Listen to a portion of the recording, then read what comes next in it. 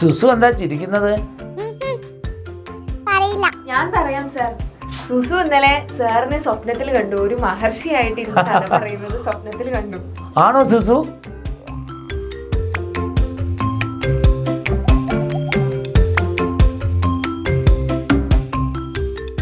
ഗുരുജി ഒരു ഇലക്കുമ്പിൾ വെള്ളമെടുത്ത് കുഞ്ഞൻ്റെ ദേഹത്തേക്ക് തെളിച്ചു.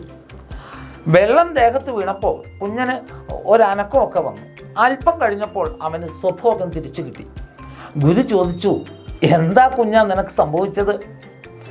കുഞ്ഞൻ കരഞ്ഞുകൊണ്ട് ഗുരുജിയോട് പറഞ്ഞു, ഗുരുജി എന്നോട് പൊറുക്കണം. അങ്ങ് ഇടവേള തന്ന സമയത്ത് ഞാൻ ആ മരക്കൊമ്പിൽ ഇരിക്കുകയായിരുന്നു. അപ്പോൾ ഒരു ചിതലക്കുട്ടൻ പറന്നു വന്നിട്ട് എന്നോട് ഒരു സൂത്രം കാണിച്ചു തരാമെന്ന് പറഞ്ഞ് ആ മന്ത്രവാദി മൂങ്ങയുടെ പൊത്തിലേക്ക് കൊണ്ടുപോയി. മന്ത്രവാദി പകലുറക്കത്തിലായിരുന്നു. അവിടെ അദ്ദേഹം കർമ്മത്തിനായി കൊണ്ടുവച്ച ലഹരിക്കായ എടുത്ത് ആ ചെതലക്കുട്ട എനിക്ക് തന്നു. ഒന്ന് കഴിച്ചതേയുള്ളൂ. ആകെ തലയ്ക്കൊക്കെ ഒരു മന്ദിപ്പ്, കാലുകൾ ഉറയ്ക്കാത്ത പോലെ എനിക്ക് തോന്നി. ഓ, നിന്നെക്കൊണ്ട് ഞാൻ തോറ്റു എന്ന് ഗുരുജി പറഞ്ഞു. അതിനുശേഷം ഗുരുജി എല്ലാ കുഞ്ഞുങ്ങളോടുമായി പറഞ്ഞു, കുഞ്ഞുങ്ങളെ, നിങ്ങളെ വഴി തെറ്റിക്കാൻ പലരും പലയിടത്തും പതുങ്ങിയിരിക്കുന്നുണ്ടാകും. അവരുടെ ചതിയിൽ ഒരിക്കലും നിങ്ങൾ പെടരുത്. കാരണം ഒരിക്കൽ ചതിയിൽപ്പെട്ടാൽ പിന്നെ ഒരിക്കലും രക്ഷപ്പെടാൻ കഴിയില്ല. അച്ഛനമ്മമാരെയും അധ്യാപകരെയും ഒക്കെ അനുസരിച്ചും സ്നേഹിച്ചും നിങ്ങൾ നല്ല കുട്ടികളായി വളരണം. കുഞ്ഞനോട് ഇനി ഒരിക്കലും ഇത്തരത്തിലുള്ള അബദ്ധത്തിൽ ചെന്ന് ചാടരുതെന്ന് താക്കീത് ചെയ്തതിന് ശേഷം അദ്ദേഹം അടുത്ത അക്ഷരത്തിലേക്ക് കടന്നു. അദ്ദേഹം ത, ഥ, ധ, ഥ, ന ഈ അക്ഷരങ്ങൾ ചേലൻ മാങ്ങയിൽ ഭംഗിയിൽ കൊത്തിവെച്ചതിന് ശേഷം കുഞ്ഞുങ്ങളോടെല്ലാവരോടും പറഞ്ഞു, കുഞ്ഞുങ്ങളെ, നിങ്ങളെല്ലാവരും ഈ അക്ഷരമൊന്ന് ചൊല്ലി നോക്കിയേ. കുഞ്ഞുങ്ങളെല്ലാം ത, ഥ, ദ, ഥ, ന ഈ അക്ഷരങ്ങൾ ആവർത്തിച്ച് ചൊല്ലി. അതിനുശേഷം ഗുരുജി ആ അക്ഷരങ്ങൾ എങ്ങനെയാണ് ചൊല്ലുന്നത് എന്ന് കൂടി പറഞ്ഞു കൊടുത്തു. ഗുരുജി പറഞ്ഞു, ത സാധാരണ, അതുപോലെ ഥ അല്പം ബലം കൊടുത്ത്, ദ മൃദുവായി, ഥ നല്ല ബലം കൊടുത്ത്, ന മൂക്കിൻ്റെ സഹായത്തോടെ എന്നൊക്കെ പറഞ്ഞു കൊടുത്തതിന് ശേഷം ഗുരുജി പറഞ്ഞു, കുഞ്ഞുങ്ങളെ, ഇനി ഞാൻ ഒരു പ്രധാനപ്പെട്ട കാര്യം കൂടി നിങ്ങളോട് പറയാൻ പോവുകയാണ്.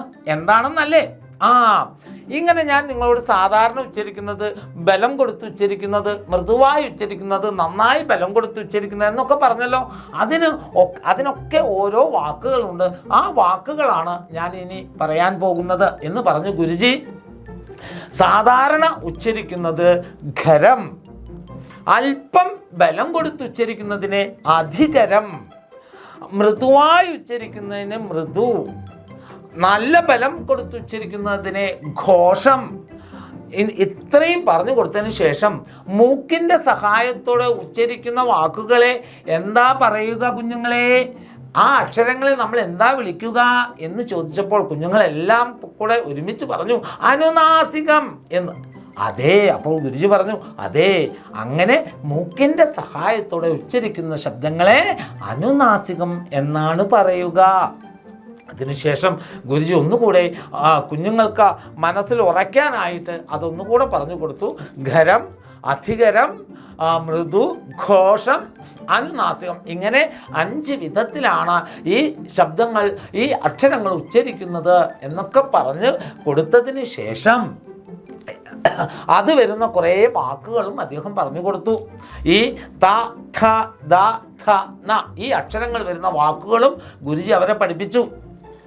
തനിമ, അതുപോലെ രഥം, ദയ, ധനം, നാളെ ഇങ്ങനെയുള്ള വാക്കുകളൊക്കെ ഗുരുജി അവർക്ക് പറഞ്ഞു കൊടുത്തു. കുഞ്ഞുങ്ങളെല്ലാം കാട് മുഴുവൻ കേൾക്കത്തക്ക വിധത്തിൽ ആ വാക്കുകൾ ഇങ്ങനെ ആവർത്തിച്ച് പറഞ്ഞ് ആ അക്ഷരങ്ങൾ അവരുടെ തലയിൽ കൃത്യമാക്കി വെച്ചു.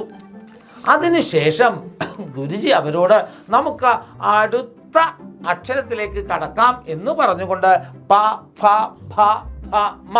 ഈ അക്ഷരങ്ങൾ ചേലൻ മാങ്ങയിൽ കൊത്താനായി തയ്യാറെടുത്ത് നിൽക്കുമ്പോഴാണ് തുപ്പിക്കാരൻ വേഴാമ്പൽ അവിടേക്ക് പറന്നു വന്നത്. വന്ന പാടെ ഒരു പരവശനെ പോലെ തത്തമ്മ പെണ്ണിനോട് കുറേ വെള്ളം വാങ്ങി കുടിച്ചു. എന്നിട്ട് ക്ഷീണം മാറിയ ആശ്വാസത്തോടെ പറഞ്ഞു, ഇങ്ങനെ പോയാൽ മഴയ്ക്ക് വേണ്ടി കരഞ്ഞ് കരഞ്ഞ് ഞങ്ങൾ മരിക്കുകയേ ഉള്ളൂ. എന്തൊരു ചൂട്. ഇതും പറഞ്ഞതിന് ശേഷം ഗുരുജിയെ നോക്കി വേഴാമ്പൽ പറഞ്ഞു, ഗുരുജി, ഞാനിപ്പോൾ വന്നത് എന്തിനാണെന്നറിയോ? പക്ഷിരാജനായ ഗരുഡൻ അങ്ങയെ കൂട്ടിക്കൊണ്ട് ചെല്ലാൻ പറഞ്ഞിട്ടുണ്ട്. ഇത് കേട്ടപ്പോൾ ഗുരുജി ആകെ വീണ്ടും അങ്കലാപ്പിലായി. കാരണം എന്തിനായിരിക്കും പക്ഷിരാജയെ വിളിച്ചത്? ശിക്ഷിക്കാനാണോ? കാരണം എന്താണെന്നറിയോ? താൻ ഇങ്ങനെ ഒരു ഗുരുകുലം തുടങ്ങുന്ന കാര്യം പക്ഷിരാജനെ അറിയിച്ചില്ല. അതിന് അദ്ദേഹം പിണങ്ങുമോ? അദ്ദേഹം എന്തെങ്കിലും ചെയ്യുമോ? നമ്മുടെ കുഞ്ഞിന് എന്തായിരിക്കും സംഭവിച്ചിട്ടുണ്ടായിരിക്കുക എന്നായിരിക്കും എൻ്റെ മക്കൾ എല്ലാവരും ആലോചിച്ചിട്ടുണ്ടായിരിക്കുക അല്ലേ? അപ്പോൾ നിങ്ങൾക്ക് എല്ലാവർക്കും മനസ്സിലായിട്ടുണ്ടായിരിക്കും നമ്മുടെ കുഞ്ഞൻ ഒരു വലിയൊരു ചതിക്കുഴിയിലോട്ട് പെട്ടിരിക്കുകയാണ്. അപ്പോൾ നമ്മുടെ സമൂഹത്തിൽ നോക്കിക്കഴിഞ്ഞാൽ ഇതുപോലെ ഒട്ടനവധി ചതിക്കുഴികളുണ്ട്. അപ്പോൾ ഇതിൽ ഏതാണ് ശരിയായിട്ടുള്ളത്, ഏതാണ് തെറ്റായിട്ടുള്ള വഴി എന്നുള്ളത് ഈ ഒരു കുഞ്ഞു പ്രായത്തിൽ തന്നെ നിങ്ങൾ എല്ലാവരും തിരിച്ചറിയണം. ആ ഒരു തിരിച്ചറിവാണ് ഈ ഒരു പ്രായത്തിൽ നിങ്ങൾക്ക് നേടാൻ പറ്റുന്ന ഏറ്റവും വലിയൊരു കാര്യം എന്ന് പറയുന്നത്. അപ്പോൾ നിങ്ങൾക്ക് ഇപ്പോൾ അനിയന്മാരോ അനിയത്തിമാരോ അപ്പോൾ നിങ്ങളുടെ കൂടെ നിങ്ങളുടെ കൊച്ചു താഴെ ആയിട്ടുള്ള ആൾക്കാരൊക്കെ ഉണ്ടെങ്കിൽ നിങ്ങൾ എന്ത് ചെയ്യണം? അവർക്ക് പറഞ്ഞു കൊടുക്കുക ഈ ശരിയായ പാത ഏതാണ്, നല്ല വഴി ഏതാണ്, മോശപ്പെട്ട വഴി ഏതാന്നുള്ള കാര്യങ്ങൾ നിങ്ങൾ മനസ്സിലാക്കി കൊടുക്കണം. ഇതുകൂടാതെ തന്നെ ചില സന്ദർഭങ്ങളിൽ എൻ്റെ മക്കൾക്കും തോന്നൂല്ലേ, ഈ ചെയ്യുന്ന കാര്യം ഞാൻ ശരിയാണോ, അല്ലെങ്കിൽ ഈ പോകുന്ന കാര്യം ഞാൻ ശരിയാണോ, ഇത് തെറ്റാണോ എന്നുള്ള എന്തെങ്കിലും ഒരു കൺഫ്യൂഷൻ വന്നു കഴിഞ്ഞാൽ നിങ്ങളുടെ പാരൻസിനോട് ചോദിക്കുക. നിങ്ങളുടെ മുതിർന്നതായിട്ടുള്ള നിങ്ങളുടെ അച്ഛനോടോ അമ്മയോടോ അല്ലെങ്കിൽ ചേച്ചിയോടോ ചേട്ടനോടോ ആരോടെങ്കിലും ഒക്കെ ചോദിച്ചിട്ട് മനസ്സിലാക്കുക ഞാൻ ചെയ്യുന്ന കാര്യം ശരിയാണോ തെറ്റാണോ എന്നുള്ള കാര്യം എന്ത് ചെയ്യണം? മനസ്സിലാക്കണം. കാരണം എന്താണെന്ന് പറഞ്ഞു കഴിഞ്ഞാൽ ഇങ്ങനെ ചതിക്കുഴിയിൽ പെട്ടുപോയി കഴിഞ്ഞാൽ എല്ലാ നഷ്ടവും നമ്മൾക്ക് മാത്രമായിരിക്കും ഉണ്ടായിരിക്കുക. അപ്പോൾ ചില സമയത്ത് നമ്മളിപ്പോൾ എന്തെങ്കിലും ഒരു ചതിക്കുഴിയിൽ പെട്ടുകഴിഞ്ഞാൽ നമ്മുടെ ചുറ്റുമുള്ളവരും ആ ഒരു വേദന അനുഭവിക്കേണ്ടി വരും. അപ്പോൾ നല്ല കാര്യങ്ങൾ ഏതൊക്കെയാണെന്നുള്ളത് ഈ ഒരു കുഞ്ഞു പ്രായത്തിൽ തന്നെ എൻ്റെ മക്കൾ എല്ലാവരും മനസ്സിലാക്കിയിട്ട് നമുക്ക് ചുറ്റും നടക്കുന്ന കുറേ ചതിക്കുഴികൾ ഏതൊക്കെയാണെന്നുള്ളത് മനസ്സിലാക്കി നല്ല രീതിയിൽ സഞ്ചരിക്കുക. ശരിയായ പാത നമ്മൾ ചൂസ് ചെയ്ത് കഴിഞ്ഞാലാണ് നമുക്ക് ബെറ്റർ ആയിട്ടുള്ളൊരു ഫ്യൂച്ചർ ഉണ്ടായിരിക്കുള്ളൂ. അപ്പോൾ എൻ്റെ മക്കളെല്ലാവരും നല്ല കുട്ടികളാണെന്ന് മിസ്സിന് അറിയാം. അപ്പോൾ എല്ലാവരും നമ്മുടെ ഈ ഒരു കുഞ്ഞിന് പറ്റിയിട്ടുള്ള ഈ ഒരു അബദ്ധത്തിലോട്ട് ചാടാതെ സമൂഹത്തിൽ നടക്കുന്ന എല്ലാ കാര്യങ്ങളും മനസ്സിലാക്കിയിട്ട് നേരായ പാത സെലക്ട് ചെയ്യുക. മക്കളെ, കുഞ്ഞിന്റെ കഥയിലൂടെ നമുക്കൊരു നല്ല ഗുണപാഠം ലഭിച്ചിരിക്കുകയാണ്. അപ്പോൾ നമ്മളിത് ഈ കഥ അടിപൊളിയായിട്ട് കേട്ടു. അതിലൂടെ നമുക്ക് നമ്മുടെ ജീവിതത്തിൽ വേണ്ടുന്ന ഒരു അടിപൊളി ഗുണപാഠം ലഭിച്ചു അല്ലേ?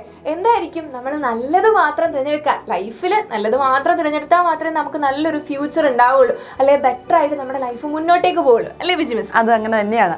അപ്പോൾ ഈ പറഞ്ഞ കാര്യങ്ങളൊക്കെ മക്കൾ എപ്പോഴും മനസ്സിൽ സൂക്ഷിക്കുക. ഫ്രണ്ട്സിനോടൊക്കെ പറഞ്ഞ് എന്ത് ചെയ്യുക? അവർ തെറ്റായ മാർഗത്തിലാണ് പോകുന്നതെങ്കിൽ അവരെ നല്ല രീതിക്ക് തന്നെ അല്ലെങ്കിൽ നല്ല വഴിയെ പോകാനായിട്ട് മക്കൾ എന്ത് ചെയ്യുക? സഹായിക്കാം. അപ്പോൾ നമ്മൾ പതിവ് പോലെ തന്നെ ഇന്ന് കുട്ടി കുട്ടി വ്യഞ്ജനാക്ഷരങ്ങൾ നമ്മൾ പഠിച്ചിട്ടുണ്ടായിരുന്നു അല്ലേ അഞ്ജലി മിസ്? അപ്പോൾ നമ്മൾ ഇന്ന് ഏതൊക്കെ വ്യഞ്ജനാക്ഷരങ്ങളാണ് പഠിച്ചത് മക്കളെ? അത് ഇതാ മിസ് ഇപ്പോൾ പറയാൻ പോവാണ്. അപ്പോൾ ആ അക്ഷരങ്ങളായിട്ട് ബന്ധപ്പെട്ട് വരുന്ന വാക്കുകൾ 1-2 വാക്കുകൾ മനസ്സിൽ മിസ് കരുതിക്കോ. മിസ് ഞാൻ ഇത് കഴിഞ്ഞ് കഴിയുമ്പോഴേക്കും വേഗം തന്നെ ചോദിക്കും. ഓക്കെ, അപ്പോൾ നമ്മൾ ഇന്ന് ഏതൊക്കെയാണ് ചർച്ച ചെയ്തത്? ത, ധ, ധ, ധ, ന. ഓക്കെ, അപ്പോൾ അങ്ങനെയാണെങ്കിൽ ആദ്യത്തെ വ്യഞ്ജനാക്ഷരം നമ്മൾ ഇന്ന് പഠിച്ചത് ഏതാണ്? ത. ത കുട്ടി വരുന്ന 2 വാക്ക് പറഞ്ഞോ. നമ്മുടെ തത്ത.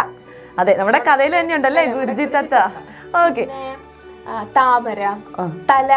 ഓക്കെ, അങ്ങനെയാണെങ്കിൽ അടുത്തത് ഏതാണ് മക്കളെ? ധ. നമ്മുടെ ഇത് തന്നെ കഥ. അതെ, നമ്മളൊരു കുട്ടി കഥയിലൂടെയാണ് സഞ്ചരിച്ചുകൊണ്ടിരിക്കുന്നത്. രഥം. ഓക്കെ, അങ്ങനെയാണെങ്കിൽ അടുത്തത് ഏതാണ് മക്കളെ? ധ. ദയ, ദരിദ്രൻ. ഓക്കെ ഓക്കെ, ധ. ധനുസ്, ധനം. ഓക്കെ, ഏറ്റവും ലാസ്റ്റ് ആയിട്ട് ഏതാണ്? ന. നഖം, നക്ഷത്രം. ഓക്കെ, ഇത്രയേ ഉള്ളൂ. അപ്പോൾ അതാ അഞ്ജലി മിസ് ഇങ്ങനെ കുട്ടി കുട്ടി വാക്കുകളൊക്കെ നമ്മുടെ ഈ വ്യഞ്ജനാക്ഷരങ്ങളുമായിട്ട് ബന്ധപ്പെട്ട് പറഞ്ഞിട്ടുണ്ട്. അപ്പോൾ ഇതുപോലെ മക്കൾ എന്ത് ചെയ്യുക? നമ്മൾ ഇന്ന് ചർച്ച ചെയ്ത വ്യഞ്ജനാക്ഷരങ്ങളും അതുമായിട്ട് ബന്ധപ്പെട്ട് വരുന്ന കുറഞ്ഞൊരു 3 വാക്കെങ്കിലും എഴുതി ഈ താഴെ കാണുന്ന നമ്പറിൽ വേഗം നമുക്ക് അയച്ചു തരിക. ഈ അടുത്തത് മക്കൾ എന്ത് ചെയ്തിട്ടുണ്ടായിരുന്നു? ഇതുപോലെ തന്നെ മിസ് പറഞ്ഞിട്ടുണ്ടായിരുന്നു അയച്ചു തരുന്നത്. അപ്പോൾ മക്കൾ എന്ത് ചെയ്തോളാം? ഒട്ടും താമസിക്കാതെ തന്നെ ഈ താഴെ കാണുന്ന നമ്പറിൽ വേഗം നമുക്ക് അയച്ചു തരാം. അതുപോലെ തന്നെ നമ്മുടെ ഈ സ്റ്റോറി അടുത്ത പാർട്ടിലേക്ക് ഇനി കിടക്കുകയാണല്ലേ. അപ്പോൾ നമ്മുടെ കഥയുടെ അടുത്ത ഭാഗം എന്താണെന്ന് അറിയാൻ നിങ്ങളും വളരെ എക്സൈറ്റഡ് ആയിരിക്കും, ഞങ്ങളും അതുപോലെ തന്നെ എക്സൈറ്റഡ് ആയിട്ടിരിക്കുകയാണ്. അപ്പൊ അടുത്ത ഭാഗത്തിനായി എല്ലാവരും കാത്തിരിക്കുക, മറക്കാതെ കാണണം, എല്ലാവരും കൃത്യം കാണുക, നിങ്ങളുടെ അഭിപ്രായങ്ങൾ അറിയിക്കുക, അതേ ഈ താഴെ കാണുന്ന നമ്പറിൽ അറിയിക്കുക, അല്ലെങ്കിൽ കമന്റ് ചെയ്ത് നമ്മളെ അഭിപ്രായങ്ങളൊക്കെ അറിയിക്കുക. ഓക്കെ.